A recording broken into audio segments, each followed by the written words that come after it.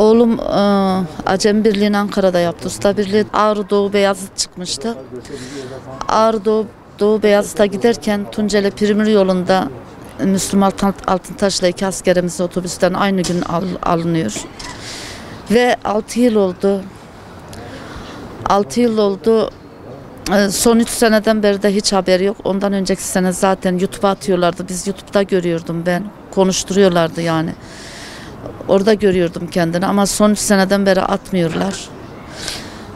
Ben oğlumu buradan almadan gitmeyeceğim. Oğlum gelene kadar ben buradan bekleyeceğim. Benim oğlumu HDP aldı, PKK'ya verdi. Şu anda benim oğlum esir tutuluyor. 150 metre yerin altında esir tutuluyor. 6 yıldan beri. 24 saat eylemime devam edeceğim. Gece de eylemimi sürdürüyorum. Sabaha kadar. Vazgeçmeyeceğim. Oğlum ne zaman gelirse ben o zaman eylemi bırakacağım. Ama oğlumu almadan buradan kalkmayacağım. Oğlum için gel, oğlum askerdir. Cizre'de kaçırmış benim oğlum. HDP kaçırmış, götürmüş PKK'ya vermiş.